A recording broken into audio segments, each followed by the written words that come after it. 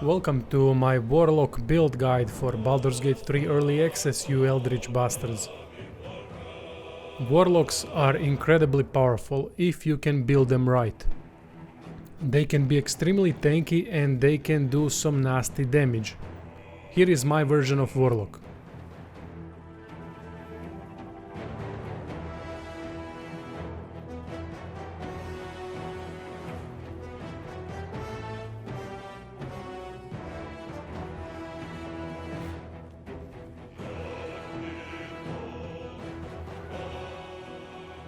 Best races for Warlock are Half-Elf and Tiefling. Reason behind this is that both start with Charisma +2 bonus, which is essential stat for Warlocks. My version of Warlock starting attributes looks something like this.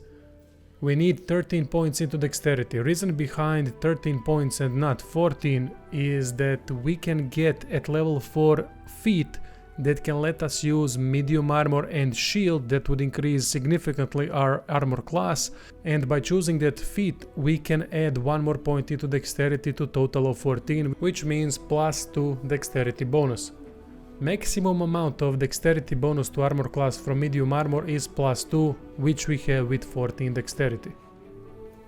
Constitution is important to maintain concentration. Most frequently used concentration spells for Warlocks are Hex and Darkness, depending on what route you went with when building Warlocks.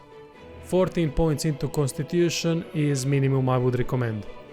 Intelligence and Wisdom can be at 12 to get +1. This can help in some dialogue situations, or it can help with some saving throws as well.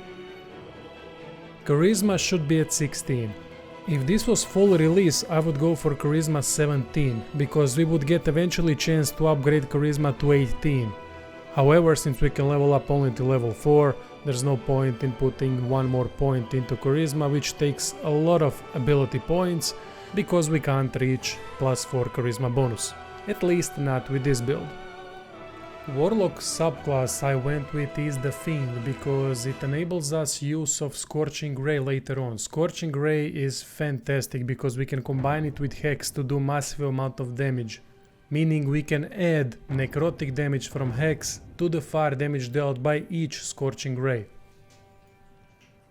From starting spells I would advise going for Hex and Armor of Agathis. Reason behind this is that Hex works with many Warlock spells to do additional damage per projectile, and it also debuffs the target a little bit. Armor of Agathis is fantastic because it adds temporary hit points and it deals cold damage to any creature that hits you with melee attack.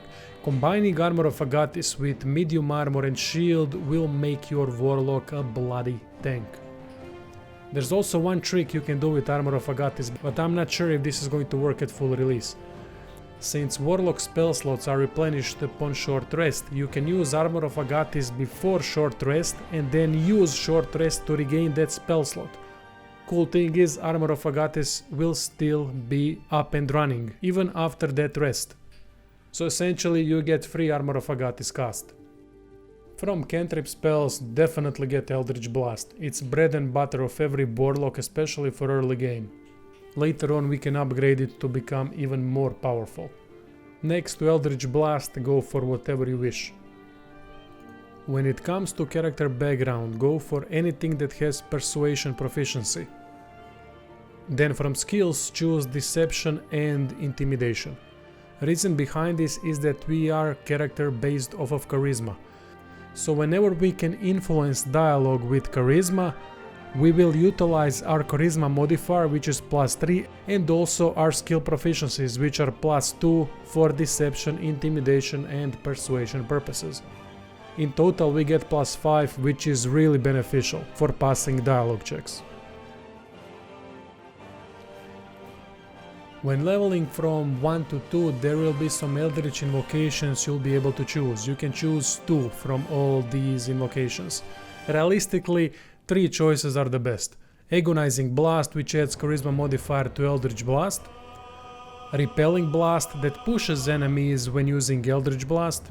However, note that in my experience, whenever I've used Repelling Blast with Eldritch Blast, enemies that were pushed back and fell down from higher ground did not take any additional damage. I don't know if this is by design or is it bugged or whatnot, but unfortunately it's not as powerful as it could be. But it is still nice crowd control upgrade that can make your life much easier by pushing enemies away from you. Third option is Devil's Sight. This one at the moment is bugged, so I wouldn't go for it until they patch it. When they patch it, this invocation can be used to great effectiveness with darkness spell that you can get while leveling from level 2 to 3. By staying in that darkness area, you won't be debilitated, while every other enemy inside the area will be.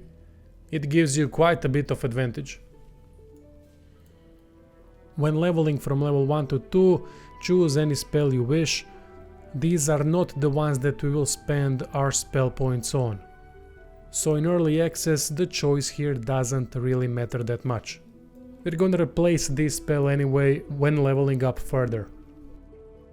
When leveling from level 2 to 3, we get a choice of additional spell. If you went with Devil's Sight, then definitely choose Darkness.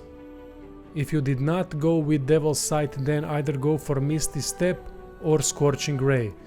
Misty Step is great, but there is also an item called Amulet of Misty Step that drops from Intara, who is one of the goblin leaders. So if you plan on obtaining that item, you don't need Misty Step, as you're gonna get it anyway from that amulet. Last level up in early access, choose whichever cantrip you wish. From spells, choose what you haven't chosen before, meaning Misty Step, Scorching Ray, Arms of Hadar. Your choice here. Now we get to feats. This is where we choose Moderately Armored. This gives us proficiency for medium armor and shields, and we can also put 1 point into strength or dexterity. Obviously in our case we're gonna go for dexterity, which will take 13 dexterity to 14 and add +2 dexterity modifier. This Warlock is so incredibly simple and yet so effective to play, it's ridiculous. Try to always have active Armor of Agathis. As I said earlier, upon using Short Rest, Warlock spell slots are restored, but armor stays up, if it wasn't broken during fighting. There are only a couple of more things you need to do with Warlock. Mostly stay out of melee range and use Hex plus Eldritch Blast or Scorching Ray. First use of Hex uses spell slots, so keep that in mind. Every subsequent usage of Hex will not cost spell slots. Instead you can use Reapply Hex icon, which is completely free, which costs only bonus action to put Hex on one person at a time. Remember, when enemy has been hexed, you will do additional necrotic damage with Scorching Ray and Eldritch Blast. Try to strike enemies from hidden position and also from high ground. This gives you significant advantage to hit. If in trouble, use Misty Step or Arms of Hadar if you went with that spell, because that spell disables attacks of opportunity from every enemy that has been affected by it. Another thing about Warlocks, they get Summon Familiar spell that doesn't cost any spell points. You can use it outside of combat whenever you wish.